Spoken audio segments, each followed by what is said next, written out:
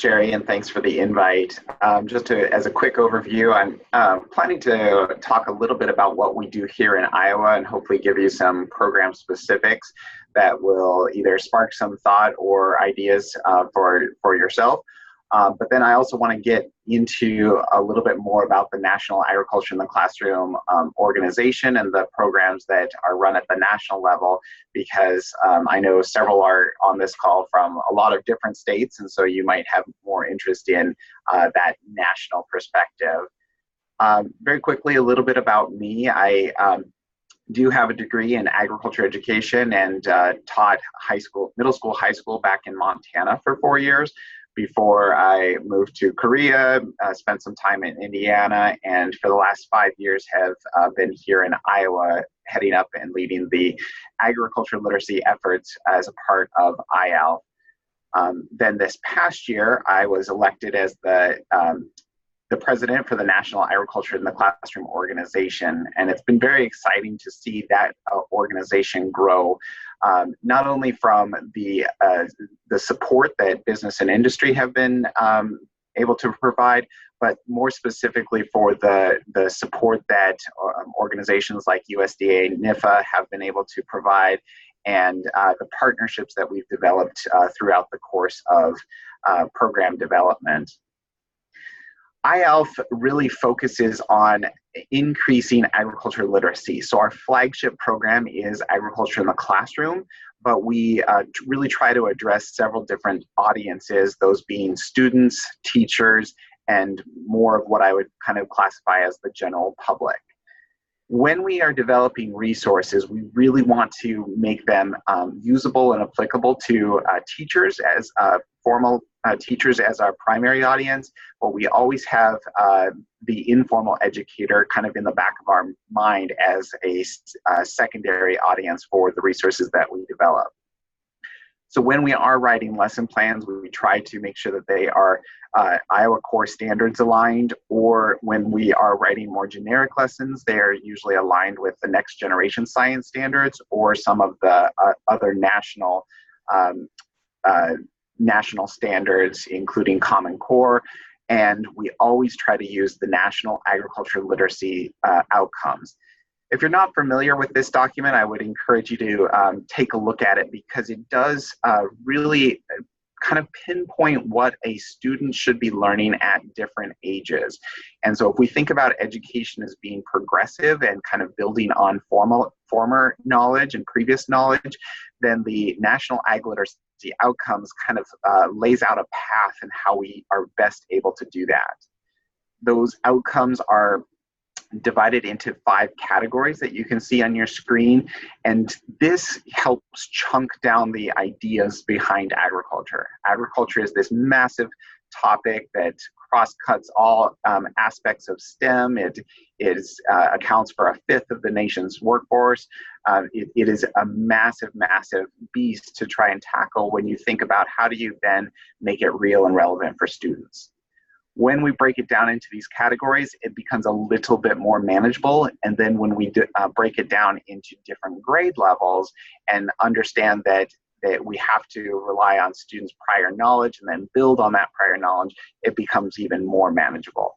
So these are the things that we consider when we're trying to develop new resources. Some of the resources that my organization specifically develops are standard aligned lessons. We also have student publications. We do teacher professional development, so that train the trainer model. I have a small staff of 6 individuals, and we try to cover the entire state, but there's no way that we could do that. So we rely on a network of volunteers. We rely on all of the teachers that are in the field, in the classroom every single day, and we want to make sure and get resources in their hands. So it's not always us who are the experts presenting on agriculture. We're trying to raise the level of knowledge of all of the individuals that we are working with. We do offer a series of grants that are that help teachers implement agriculture in their classroom, and then do outreach events like STEM festivals, community events, county fairs, things like this.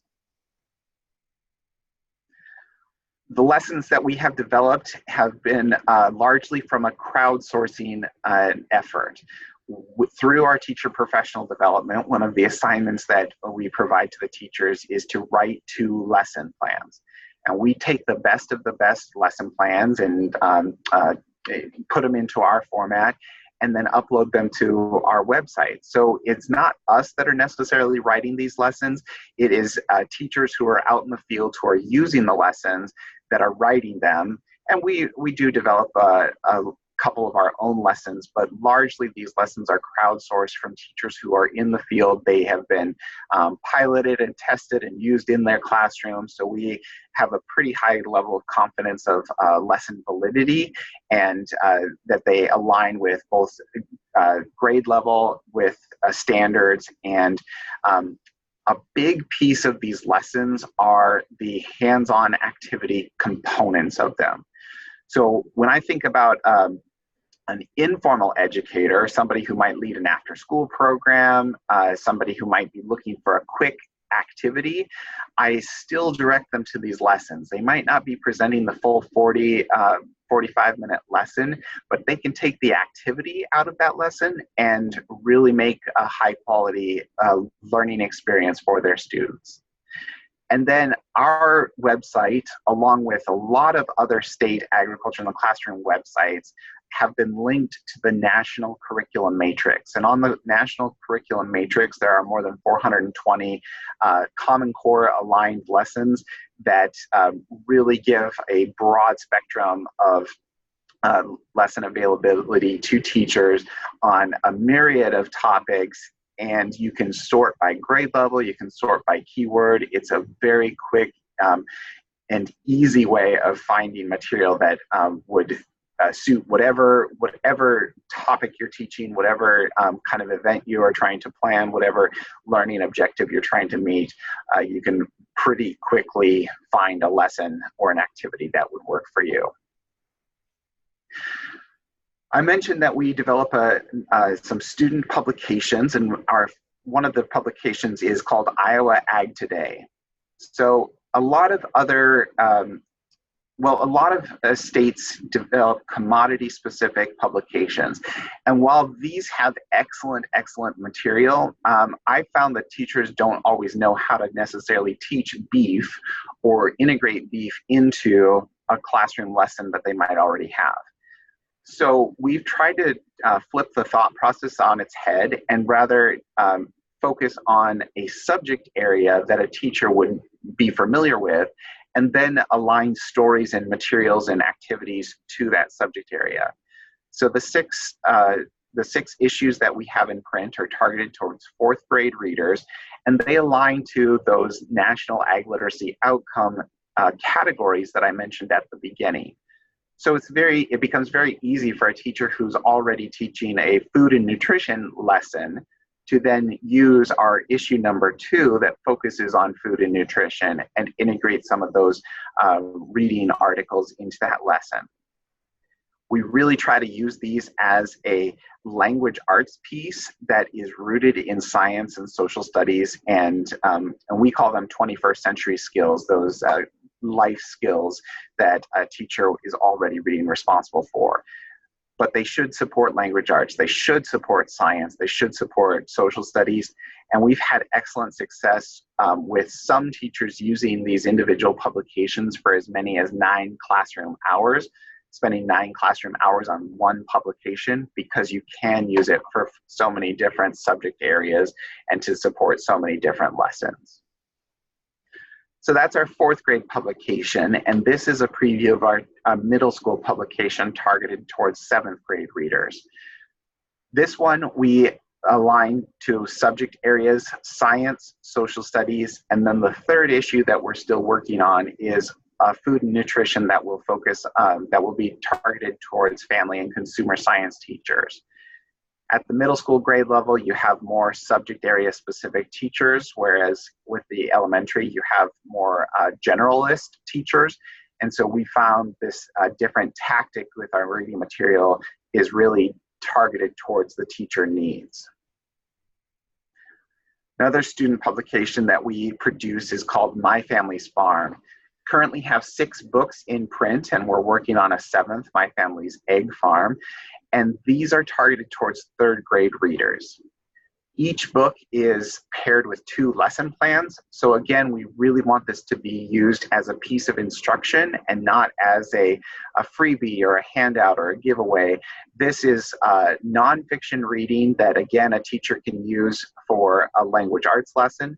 But then the lesson plans that are paired with the books are either science or social studies, or sometimes we've even done math and language arts, full language arts lessons with these books. Becomes a great resource, and with each new book that we release, teachers are excited to add it to their collection. We make them free and available to Iowa educators, but we do also make them available to educators in other states for a nominal fee of $2.50 per book. If you are interested in receiving copies of this book, feel free to shoot me an email, and I'd be happy to provide you with instructions of how to get your hands on these books. If you don't want to pay the $2.50, the digital versions are free and available on our website and set up as a flip book. So if you have access to a large screen and want to read through the book together with your students or with young people that you work with, the digital version works very, very well. So that's our student focus, but I also mentioned that we try to do a lot of teacher-focused work. This summer, we're offering 11 different teacher professional development workshops all across the state of Iowa. And the way that these look are 2-day events, with the first day being a day of tours, going to agribusinesses, farms, cooperatives, research stations, really trying to showcase and highlight agriculture. The second day of the workshop is classroom focused. So we try to take everything that we saw on the tour day and chunk it down into lessons or activities or resources that teachers can then utilize in the classroom. Unfortunately, we have a barrier with getting students out of the classroom and seeing these things in person. But if a teacher can relay their experiences through these activities, we can still make a very relevant and pertinent activity for students and a rich learning environment with some of these resources. We offer a teacher supplement grant program for our teachers that we work with. Teachers can apply. It's a competitive grant program for up to $250 to support the purchase of materials. It could be a kit, a teaching kit. It could be books for the library. It could be consumables if they have an activity. But we want to try and eliminate the barriers to teaching about agriculture. We also want to recognize teachers who are doing exemplary work. So we offer a Excellence in Teaching About Agriculture Award. Have had some great, fantastic teachers win it over the last 4 years. We offer a stipend to the National Agriculture in the Classroom Conference, and these teachers have been some of our most passionate advocates and really exemplify the work of integrating agriculture into core classroom curriculum. And then we offer an Ag Literacy Challenge grant. So we partner with farm bureaus, FFA chapters, even a number of county extension programs have applied for these grants in the past. And the idea is to get more agriculture literacy activities and programs started. So anybody who is doing ag literacy or has ag literacy as a part of their mission is eligible to apply for one of these grants, and have had some great successes with implementing some of these programs. So I mentioned we work with extension programs throughout the state. One of the programs that county extensions here in Iowa have been able to implement is called Farm Chat. And it's the idea of a virtual field trip. So this is not new, it's not groundbreaking, it's not that innovative, but it is incredibly effective. So all it requires is a cellular signal on the farm and a Wi-Fi or other connection in the classroom, and you can have a live video feed interaction between students and farmers. And we've done agribusinesses and other types of events too, but getting students to see the farm firsthand is really powerful. So one of our well, two of our most impactful programs have been a ride-along and a combine during harvest. So former Iowa Secretary of Agriculture, Bill Northey, actually took the students on a combine. So we had the iPad in the combine with Secretary Northey as he was harvesting his corn. And students got to ask questions directly to him. He heard their questions, and you can see the student's face in the bottom right-hand picture, how excited they get when they see things up close and personal. But the second major reason that we do it is through a virtual field trip, you can see things that you wouldn't otherwise be able to see. We're probably not going to trek 20 or 30 kids into a chicken facility or a turkey facility or a hog facility because of the dangers to the students, but also because of the biosecurity issues for those animals. So being able to take those students on a virtual field trip into one of those facilities kind of demystifies the whole hidden aspect of agriculture. We raise animals in barns, and so people don't really get to peer into the barns. They don't get to see the welfare of the animals, and we really want to be able to showcase that. We can't take the person in there, so the only thing that they're really missing out on is the smell, and a lot of people are probably okay with missing out on the smell. Our contact information is here, so would highly encourage you to reach out to me if you have any questions about our programming specifically. But I wanted to continue with some specifics about National Agriculture in the Classroom. What we call National Agriculture in the Classroom is actually two different organizations and initiatives. First off, the National Agriculture in the Classroom organization, which is an affiliate organization with members from all 50 states. And then the National Center for Ag Literacy. And this is kind of the research arm of the National Agriculture in the Classroom efforts. It's currently housed at Utah State University and led by Dr. Deborah Spielmaker. And so when we develop new lessons or new assessment tools, it's actually the National Center for Ag Literacy who is developing those, and then National Agriculture in the Classroom who is piloting those resources. It's a very good partnership, and both of our organizations are funded through a USDA NIFA grant. When we look at the spectrum of National Agriculture in the Classroom, we definitely see ourselves as a piece of the larger puzzle. So obviously there is the formal high school ag education program, which includes FFA. And then we like to partner closely with 4-H and extension programs and other after-school programs, because that is a prime audience to develop or to deliver some of our ag literacy resources. So we see ourselves as a piece of the puzzle, but hopefully when you think about resources that you might need to tap into, we would love for you to use our resources in your programming. Ag in the Classroom has been around since 1981. It was originally organized by the USDA, and each state does it a little bit differently. So Agriculture in the Classroom might be a Farm Bureau initiative.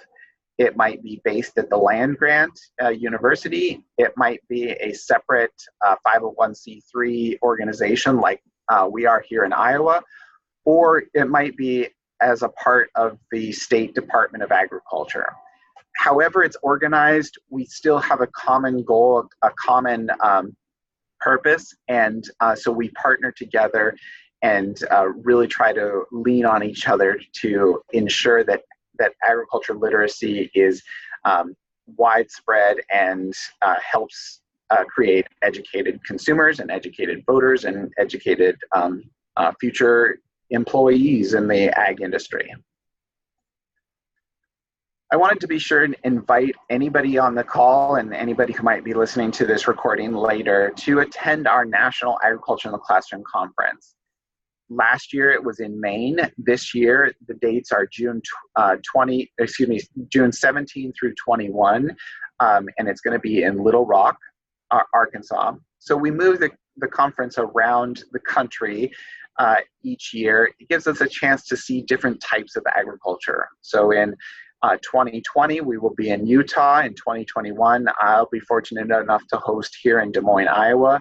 And this is a great opportunity to get some professional development and really learn about how to best implement agriculture in the classroom and ag literacy lessons. We do partner very closely with 4-H and FFA. Just a couple of quick examples. In Oregon, they have 4-H ambassadors are used as teens as teachers, really great program that uses some of the Oregon Agriculture in the Classroom materials. In Utah, they work very closely because in Utah, Ag in the Classroom is out of their extension service and partnered with the Utah State University land grant. So they present at the annual 4-H agents meetings and work very closely with those extension agents throughout the year. And then we also partner closely with FFA. So an example of that would be utilizing Ag Literacy Day in Florida. The FFA students will take books into classrooms and agriculture books into classrooms and read those books for students. If we look at the broad spectrum and scope of national agriculture in the classroom, annually we impact 119,000 teachers, 44,000 volunteers, and more than 7 million students. These tally all of our state programs as well as the materials that and impact that we have at the national level with our national programs, but you can really see how impactful we are.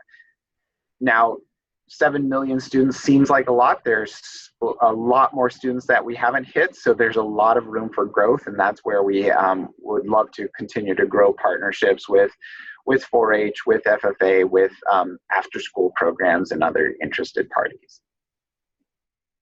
When we look specifically at our teacher professional development, most of our teacher professional development is 1 to 2 hours.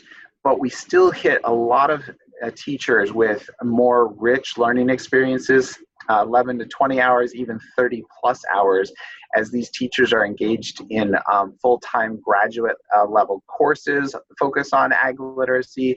They're doing tours, they're coming to our conference. Very, very rich depth of learning through some of our programs.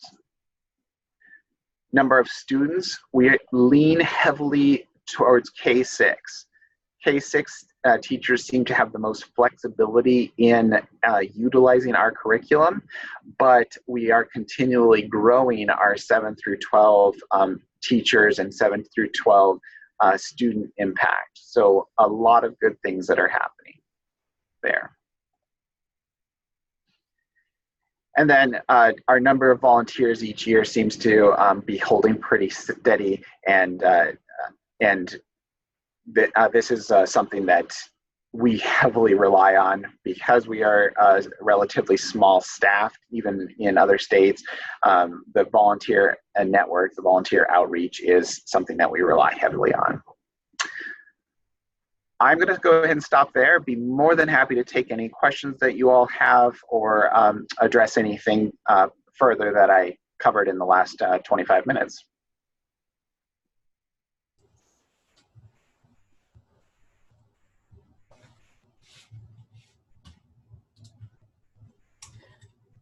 One question for you, Will, and that is, the numbers by themselves look really impressive. How do you, or you with your partners, set goals or objectives in terms of numbers or whatever else you use to measure your success along the way? So at a national level, we haven't quite got into that growth goal setting of trying to increase the number of teachers or students. But I'll speak for our plans here in Iowa. Each year, we don't focus on the number of students. Rather, we focus on the number of programs. And in theory, if we do our job correctly, the number of programs then should increase the number of teachers and students reached. So for example, the first year that we offered professional development was 2015, and we conducted 6 workshops across the state. Those 6 workshops, each one attracted about 12 to 15 teachers. And so, so we were doing pretty good with professional development. But we wanted to grow the number of workshops, and so this year we're offering 11 workshops, and we already, registration is still open, but we already have more than 230 teachers who are participating in those 11 workshops. We're probably going to be closer to 250 by the end of the summer. So if we increase the number of programming, if we're doing our job with promotion, if we're doing our job with quality program delivery, we're going to be increasing the number of students reached and teachers trained. Okay.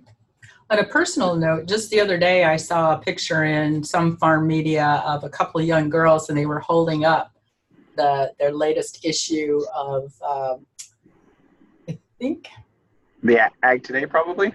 Probably, yeah, because a little bit of I was trying to find it and I couldn't find it. I wanted to show it here, but part of that was also talking about, you know, the different language, and language is available in certain ones of those, of your resources. And these 2 little girls looked like they were really excited to have this. So do you have some personal experience with? Yeah, so that's actually something I didn't mention. The first 3 issues of our Ag Today 4th grade publication have been translated to Spanish.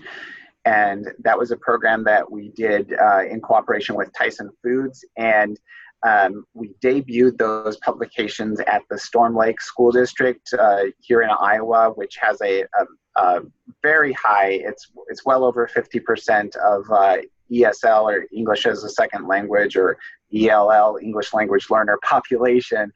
Most of those are Spanish speakers, although there's a lot of other languages being spoken.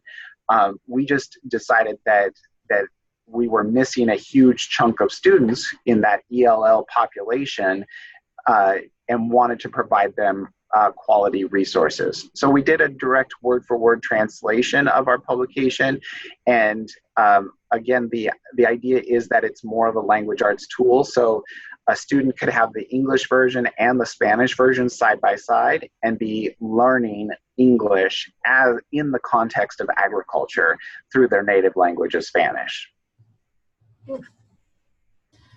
Just a reminder, if any of you do have questions or comments, please enter them in the chat box. One other one, and this is not to be a prying into finances one, but here in Iowa, you're partnering with commodity producer groups. How do the financial arrangements work when it seems like you're being able to and wanting to do more and more all the time? How is that financed?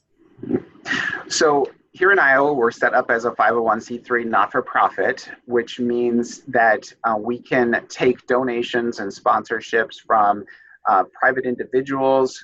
We can from companies as sponsorships. We can apply for and accept grant funding. And I'm the primary fundraiser for our organization. So about 1/3 of my time is spent on fundraising, whether that's individual solicitations or working with our business and commodity group partners, or through grant writing. And I've been moderately successful in securing some of those grants, and we've had great support from our commodity group partners, because each one of them had been doing a little bit of ag literacy because they would get requests that would come up. But in 2013 and 2014, they kind of realized that they weren't doing ag literacy as well as it could or should be done. So here in Iowa, all of the commodity groups got together and formed our organization, the Iowa Ag Literacy Foundation. So it really, our organization was born out of that need for increased ag literacy that all of the commodity groups recognize. We've had to prove ourselves. So we had to prove ourselves capable of impacting high numbers of students, connecting with teachers, providing quality resources. And we've been, again, relatively successful in doing that and maintaining the support from those commodity groups and agribusinesses who originally formed our organization. Sounds like you're always busy. Yep. Other questions from anyone?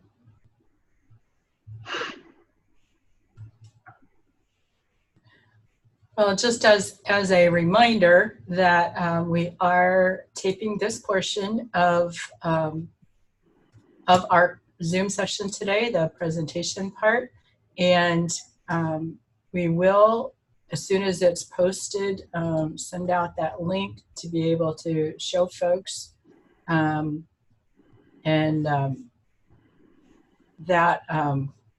excuse me, I'm putting the wrong thing. That will be posted on our Ag Literacy Working Group page on NAE4HA website. Our first 2 Zoom sessions are already there, and this one will be there as soon as we can get it there.